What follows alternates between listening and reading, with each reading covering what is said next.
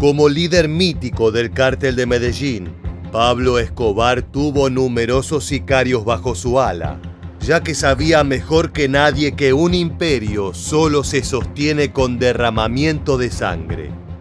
Todos sus asesinos eran expertos, algunos de ellos con formación policial o militar, pero solo los más destacados llegaron a integrar los infames Jinetes de la Muerte. Ese comando élite se encargaba de ejecutar los crímenes más sangrientos en el marco de la guerra contra el Estado colombiano, fusilando inocentes o volando en pedazos edificios públicos. En esta entrega de Militarmente, queremos presentarte a algunos de los gatilleros más despiadados de esta organización. Mediante sus palabras descubriremos los métodos y ataques terroristas que hicieron de Escobar el capo más buscado del planeta. Prepárate para un video de alto impacto. Como podrás imaginar, el sicariato es un rubro extremadamente peligroso, por lo que muchos de esos sicarios cayeron realizando su infame oficio.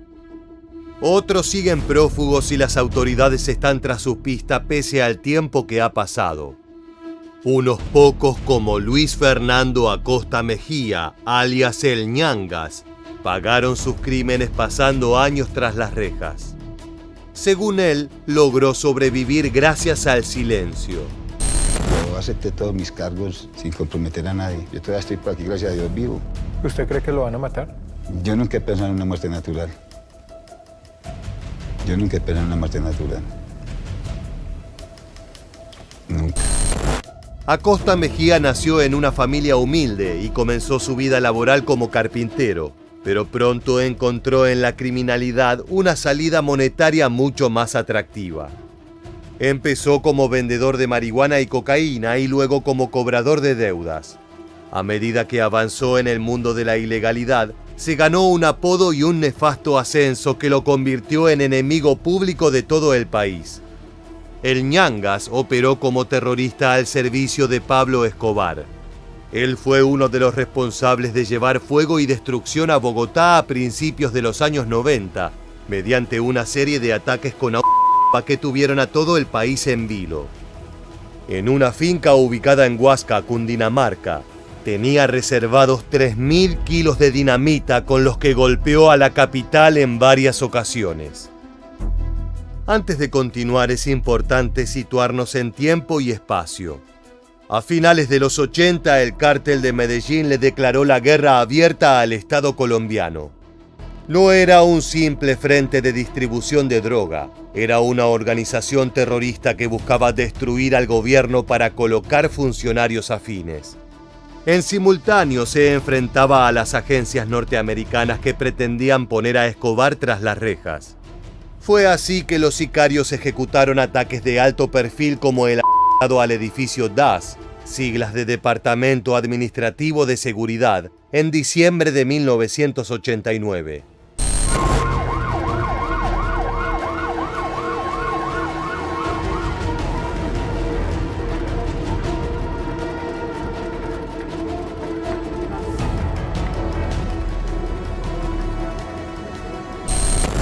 El miércoles 6 de diciembre de 1989, un coche cargado con 500 kilogramos de explosivos destruyó la construcción donde se alojaba la cúpula administrativa del DAS.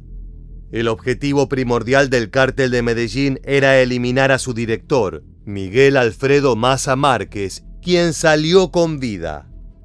El operativo contra este organismo de inteligencia colombiano ocurrió solo una semana después de la al vuelo 203 de Avianca, también organizado y perpetrado por sicarios al servicio de Pablo Escobar.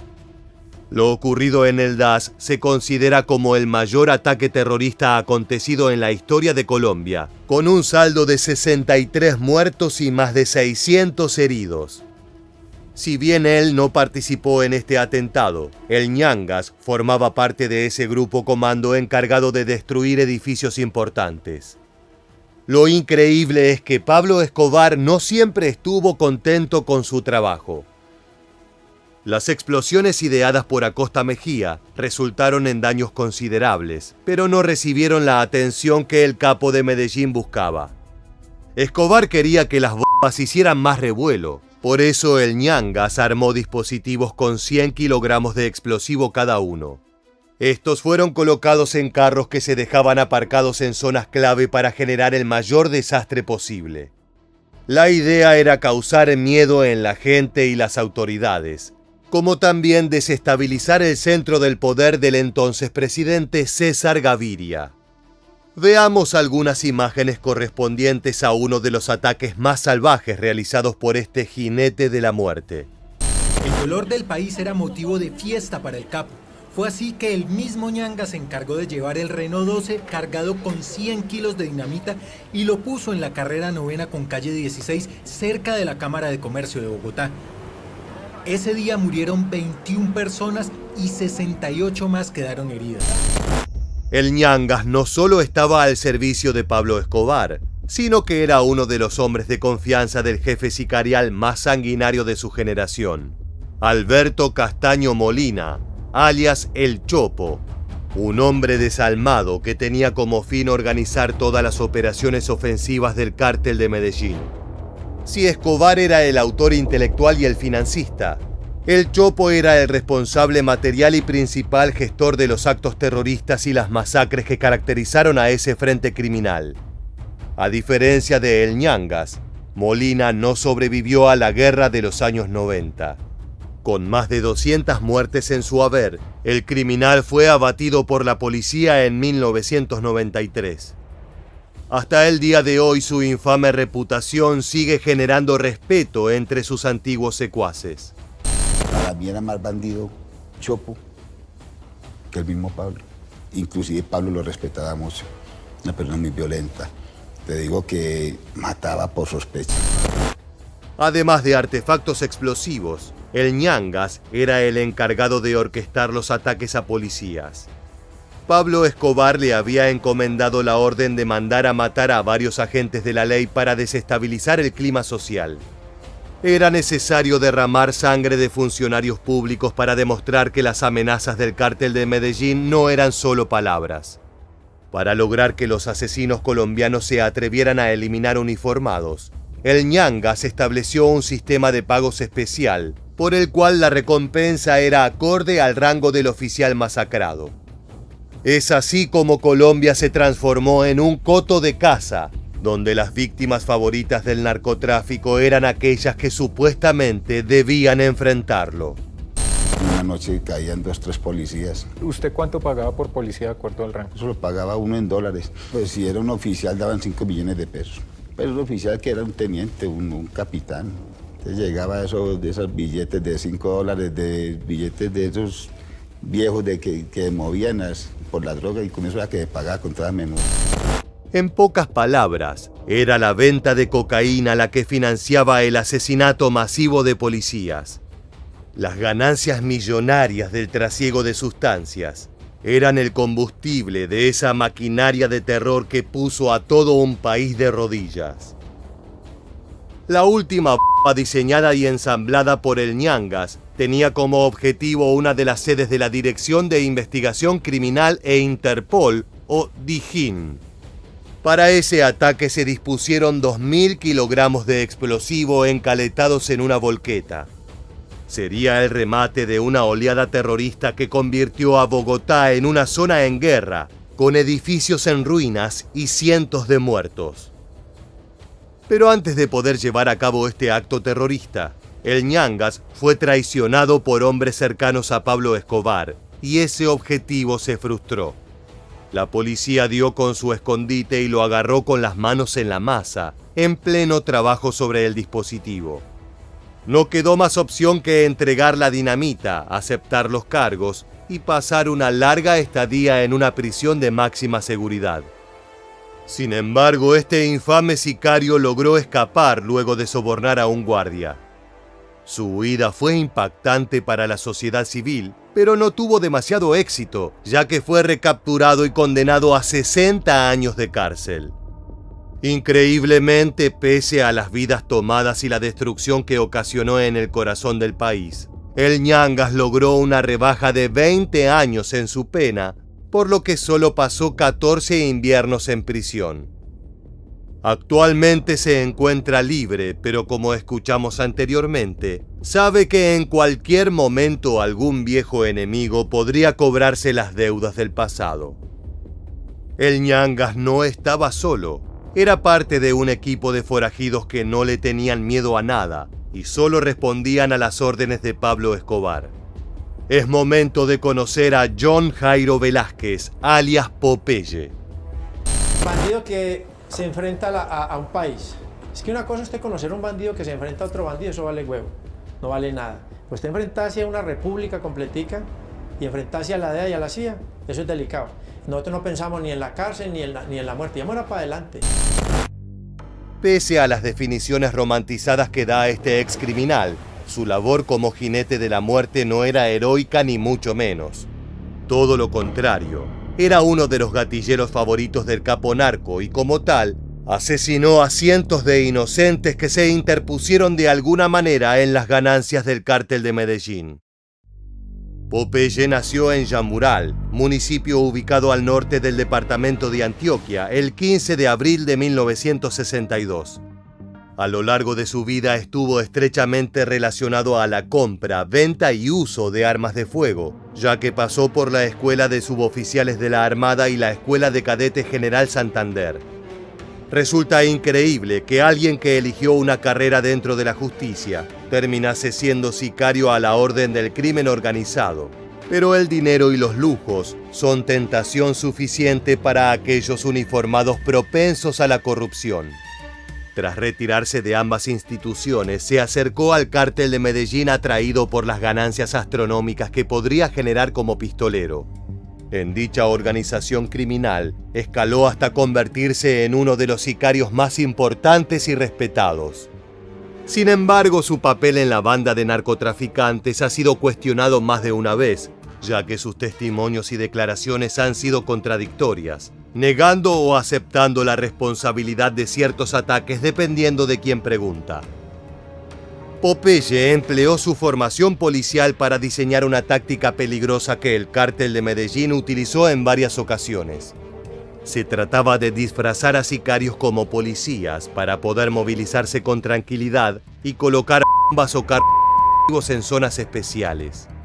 Su falta de escrúpulos se correspondía con una admirable inteligencia para generar caos y muerte.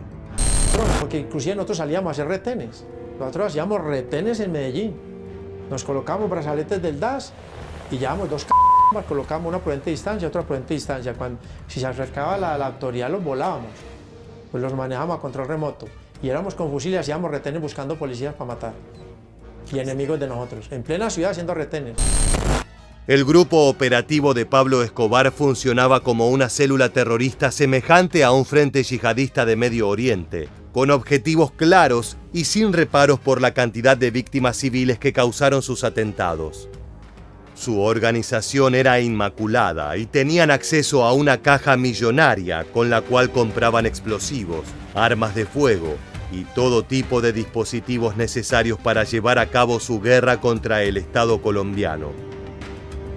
Entre los crímenes más emblemáticos dentro del currículum de Popeye figuran los asesinatos de Valdemar Franklin Quintero, comandante de la policía de Antioquia. También fue el ejecutor del procurador Carlos Mauro Hoyos, a quien eliminó con una ráfaga de fuego calibre 9 milímetros. Además, se especula que tuvo participación en el asesinato del candidato presidencial Luis Carlos Galán y el antes mencionado atentado al avión de Avianca que explotó a 30 segundos de despegar. Como verás, sus acciones no solo ponían en riesgo a los objetivos prioritarios, sino también a civiles inocentes que estaban en el lugar equivocado, en el momento equivocado. En sus numerosas entrevistas, Popeye no solo reveló el accionar criminal de su patrón y compañeros, sino también el fuerte lazo que existía entre los cárteles de Colombia y de México. Son dos monstruos que no pueden vivir uno aislado del otro, se retroalimentan, conformando un gigantesco foco de violencia entre el Caribe y Norteamérica. ¿Ustedes conocieron narcotraficantes mexicanos? Amado Carrillo, Este señor de los cielos, él era socio de Pablo Escobar, no trabajaba para Pablo Escobar porque él era muy grande.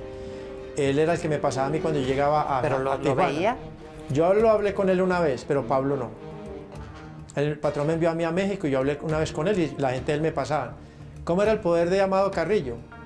A mí me pasaban frenteado por la caseta de los norteamericanos, el peaje ese que hay ahí en San Diego, me pasaban frenteado ahí, me pasaban en Tijuana y San Diego, me pasaban frenteado ahí hasta el aeropuerto. Y hay un vuelo a Miami. Autor confeso de más de 300 asesinatos y la planificación de otros 3.000 atentados. Fue uno de los responsables en los crímenes que convirtieron a Medellín en una de las ciudades más peligrosas del mundo durante los años 90. Pese a su importancia y peligrosidad, no pudo evitar el destino de todos sus colegas. Los operativos conjuntos entre las autoridades colombianas y estadounidenses fueron en aumento, dando resultados más que positivos. Ante ese panorama, John Jairo Velázquez eligió entregarse en octubre de 1992, antes de que la guerra contra Colombia recrudeciera aún más. Lo increíble es que pese a su frondoso historial criminal, el cual incluye masacres, torturas y atentados a la seguridad pública, solo permaneció 23 años tras las rejas. En 2014, Popeye volvió a las calles bajo libertad condicional.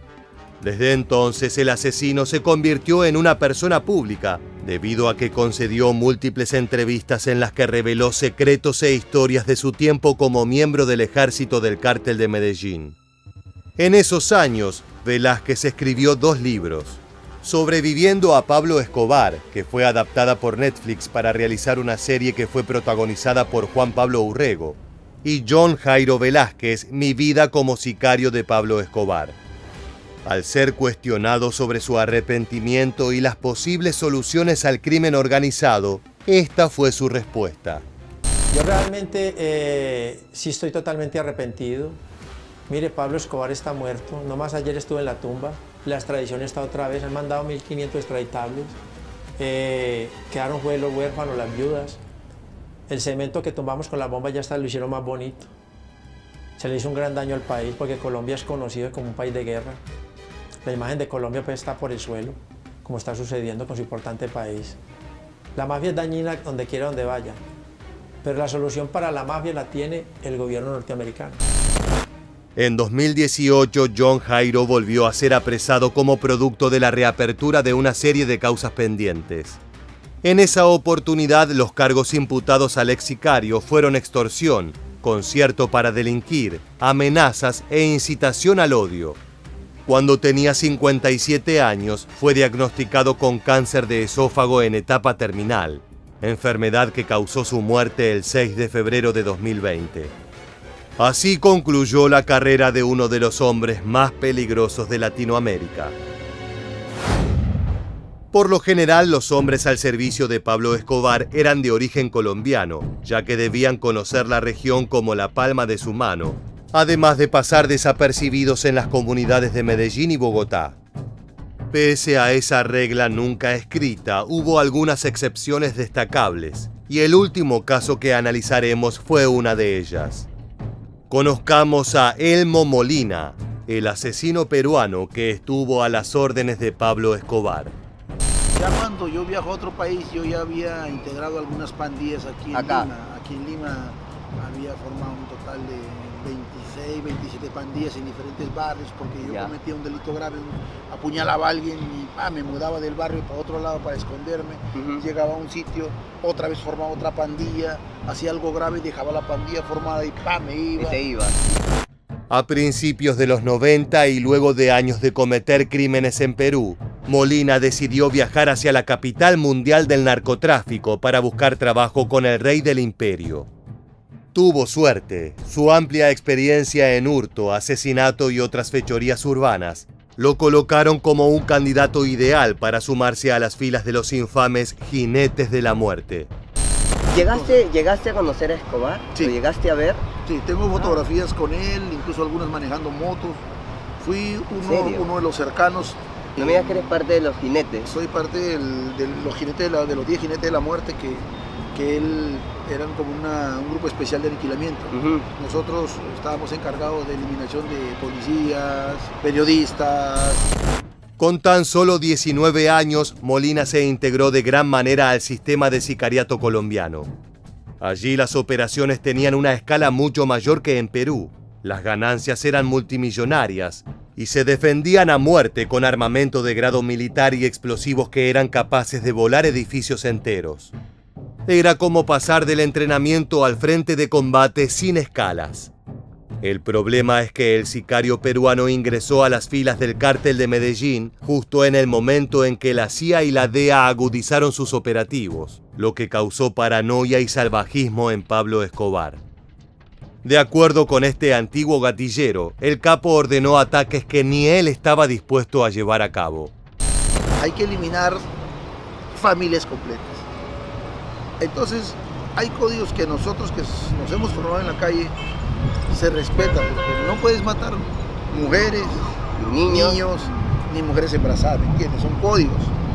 Y menos para un hombre que ha vivido en la calle y que ha vivido el sufrimiento de la gente.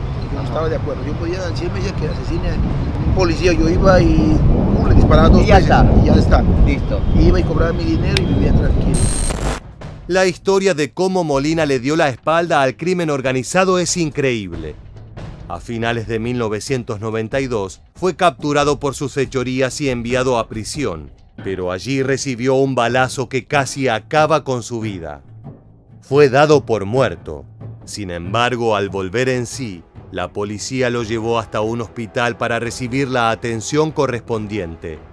Allí fue contactado por fiscales que le solicitaron información sobre propiedades de Pablo Escobar a cambio de una reducción significativa de su pena, la cual debería terminar en Perú, lejos del alcance de los sicarios de Medellín.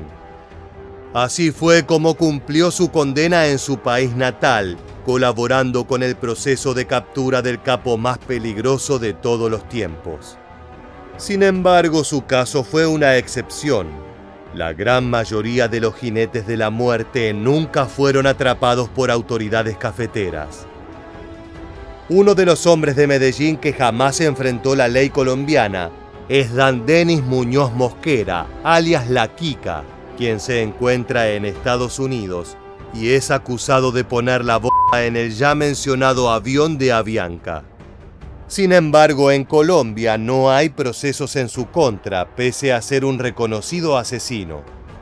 En 2013 habló en un programa radial y aseguró que no había conocido a Pablo Escobar y mucho menos haber trabajado para él. La Quica lleva más de 30 años recluido en Estados Unidos pagando una condena de 10 cadenas perpetuas, sentenciado a morir tras las rejas. Sin embargo, a principios de 2024 surgió la posibilidad de que este asesino vuelva a pisar las calles debido a una serie de errores burocráticos. Solo el tiempo dirá cuál es su destino final. Además de los jinetes de la muerte que conocimos en esta entrega, en las filas del cártel de Medellín había otras figuras importantes como Arete, John Lada, Negro Pavón y Chacho Chino. Tal vez sus nombres te resulten familiares, pero en las calles de Colombia esas palabras eran sinónimo de muerte. Durante años fueron parte de la lista de los más buscados, tanto a nivel local como internacional, generando operativos de alto alcance para abatirlos. Es por eso que en diciembre de 2023, Olga Julieta Rojas, fiscal especializada en la Dirección contra las Violaciones de los Derechos Humanos, se ha puesto manos a la obra para buscar damnificados de esos hombres. Su objetivo es reactivar las causas y poner tras las rejas a los responsables.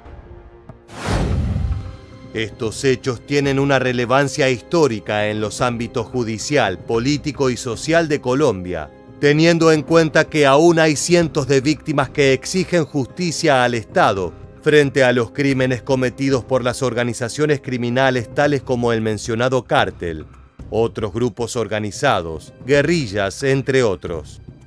En conjunto forman un vacío de violencia que jamás fue resuelto, y muchos de esos ataques tienen la firma de los asesinos de Pablo Escobar.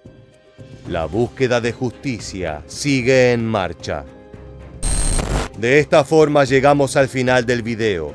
Si te gustó este contenido referido al crimen organizado en Colombia, te invitamos a que te suscribas y actives las notificaciones de nuestro canal.